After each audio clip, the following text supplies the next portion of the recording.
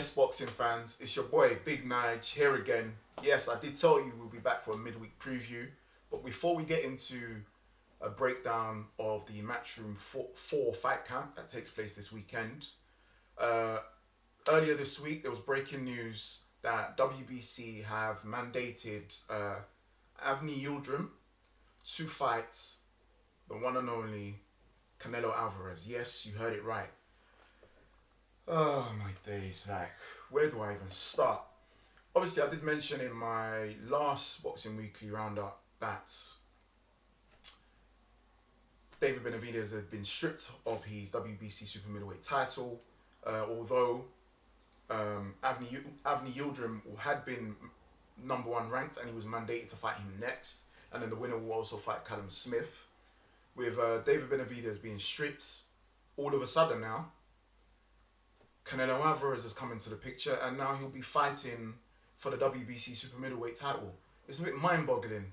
And the first thing that came to mind was, what kind of private agreement have the WBC and Canelo Alvarez or even Golden Boy got behind the scenes that we're not aware of? Because this isn't the first time that he's getting special treatment.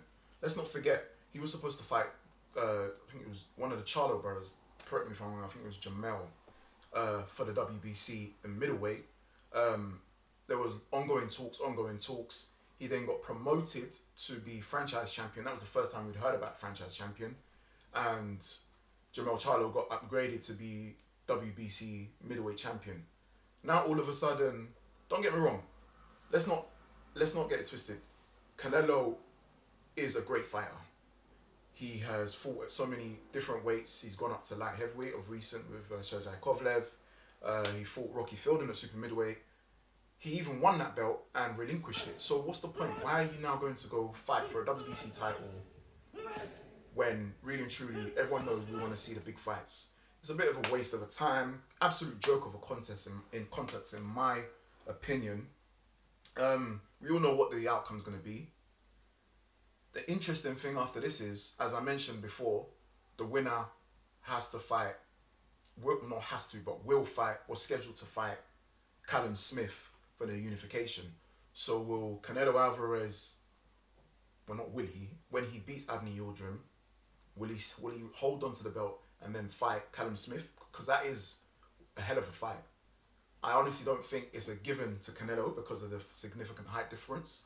But at the same time, we're talking about Canelo Alvarez. You look at his resume, there's not many people other than Floyd Mayweather that have caused him kind of trouble. Avni Yildirim, for those who don't know, I mean, it's a bit of a waste of a fight, really. We saw him fight in the WBSS against Chris Eubank Jr. From when Chris Eubank Jr. is disposing him in that fashion, that says it all, really. And that's no disrespect to Chris Eubank Jr., but come on, there's levels to this game. It was interesting to see the reaction on social media. I'm not going to repeat what certain people have said because it is kind of a bit rude. But other boxers like Anthony Fowler said it's absolute BS, like what's going on. Billy Joe Saunders, my man, you know he doesn't hold back. And obviously he was scheduled to fight Canelo initially in May and then talks in September. That's not going ahead now.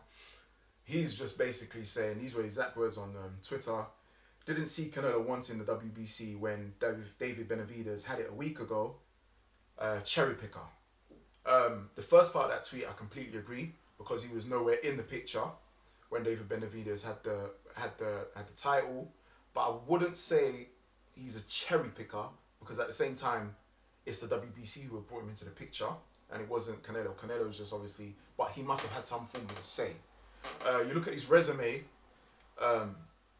He's got some big boy names on there. So again, I wouldn't say he's cherry picking, but at the same time, the timing of those fights, Sergey Kovalev, my man, the Puerto Rican,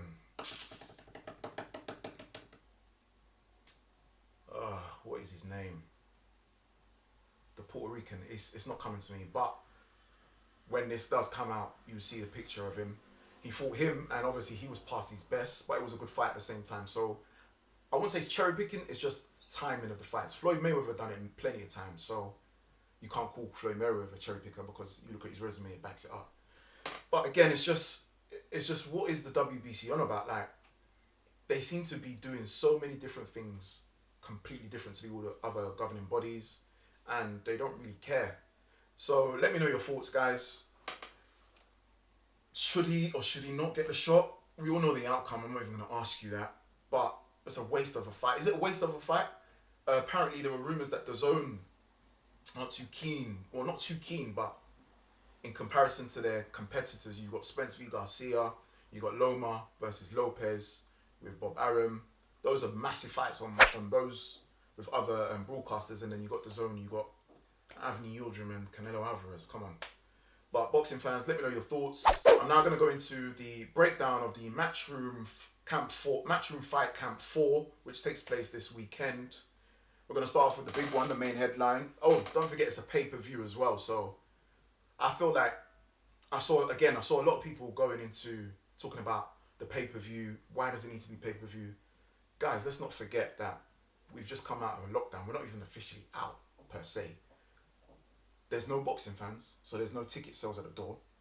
The only thing these guys can do, they've got to earn a living. I don't see anything wrong with a pay-per-view. I will be personally paying a pay-per-view, and I'll be watching it from the comfort of my living room, of course. Dillian Whyte, Alexandr Povetkin. Potential banana skin. That's the first thing I wrote on one of my notes. Because Povetkin is no slouch. Do not be fooled by his age. He is 40 years of age. Dillian Whyte is 31. So there's a 9-year gap. But Povetkin, in my opinion, I still put him in my top 10 in terms of rankings. And on the inside, can get rid of anyone with that devastating left hook. Dillian Whyte literally has to fight long. You keep the distance. Avoid getting in a brawl or a scrap, because he tends to get clipped and lose his head. We noticed in his first fight with Chisora, he was in a scrap, so we didn't get to see him showcase his boxing skills. In the second fight against Chisora, you could see Chisora was tempting him to come in and inviting him for a scrap, but he did keep a cool head. He did engage in sometimes, but majority of the time kept a cool head. But having said that, before the left hook he gave to Derek Chisora, I had Derek Chisora up on points. So will Dillian Whyte have to get the knockout for Povetkin in order to win? Because if he does try and fight on the inside, he may lose. Who knows? I do see Dillian Whyte potentially winning this. Not potentially, I do see him winning it on points. But again, I won't be surprised if there's a defeat. And let's not forget, there's a lot at stake on the line. It's a risky fight for Dillian Whyte to be taken at this moment in time, after it's recently announced that he will be fighting the winner of Tyson Fury and Deontay Wilder for the WBC title. So it's the long-awaited title fight that he's been waiting for. It doesn't add up, man. It's too much of a risk of a fight. It's been well documented. He's been out in Portugal throughout the lockdown. I found out that he's been in Portugal for almost 5 months training. How much training do you need? Could there be a potential possibility of him being burnt out from when he does trade level with Alexandr Povetkin? Who knows? Because the key I personally believe with these top athletes is, yes, train hard, but you have to look after your body and rest. So being out of your comfort zone in a foreign country, training constantly. I mean, camps are literally about 10 to 12 weeks. He's been out there for 5 months. He's now come back. Although he did look slim. I saw him when he landed. He did look slim. He looked good in comparison to his last fight with Marius Wack. But could there be a potential burnout there? Who knows? Let me know your thoughts, boxing fans. Again, Alexandr Povetkin. We last saw him in action against Michael Hunter. It was a draw. And don't get it twisted. Michael Hunter is a good fighter. And he took the fight to Povetkin. But then at the same time, Povetkin in the mid-rounds and towards the latter stages of the fight took the fight and turned it on his head. Hence, that's why it ended up as a draw. So Povetkin has got it in him, despite his age. He's Eastern Europeans, they don't play, man. They're no jokers. So I expect a war, but I give it to Dillian Whyte. And who knows? There's rumours that, well, not rumours, it's been announced that Anthony Joshua will be there on the night doing commentating. Could that be a potential mind block for Dillian Whyte because he's wary of him watching and commentating? Who knows? Who knows what goes on in the mind of fighters come fight night? But I'm going for the Dillian Whyte win, and that's what I'm sticking with. I would like to see him go on and fight for world honours and potentially fulfill his his world title fight and become a WBC champion. Next fight, obviously, is the Katie Taylor Delphine Persoon. This, now, boxing fans, is one fight I am looking forward to. We all know that they fought on the AJ Andy Ruiz undercard June 1st in New York. I hold my hands up and I'll tell you how it is. Delphine Persoon grabbed that one. I watched that fight recently, actually, and Delphine Persoon literally is a bogey fight for Katie Taylor when it took place the first time. Obviously, the rematch is taking place now, and I do believe the elite fighters, you give them another chance to right their wrong, and they will do it, and they will do it in a fashionable sense. We saw that with Deontay Wilder and Luis Ortiz. He disposed of him very quickly. We saw that with Anthony Joshua and Andy Ruiz. Again, it was a no contest, and Anthony Joshua learned from his wrongs and got it right. And I think we'll see that again with Katie Taylor, because these fighters are elite. They make them, if they do make that mistake, they will definitely learn from it and they'll right their wrongs in a second. So boxing fans, let me know your thoughts. Does Katie Taylor win by a landslide victory, or does Delphine Persoon get the victory that she truly deserved from the first fight and cleans up all the belts? Because let's not forget, all the belts are on the line in this fight. Let me know your thoughts. There's some other fights on the undercard that I'm looking forward to as well. We've got a young Croatian Alen Babic versus Shaundell Winters.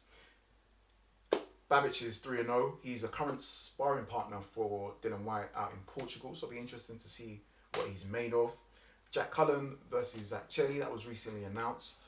And obviously, one of the ones I'm looking forward to the most is Luther Clay and Chris Kongo for the WBO Global welterweight title. At first hand, I thought Kongo wins this, but I'm not going to take anything away from Luther Clay. He's got a good record. He's on building on momentum with a number of wins.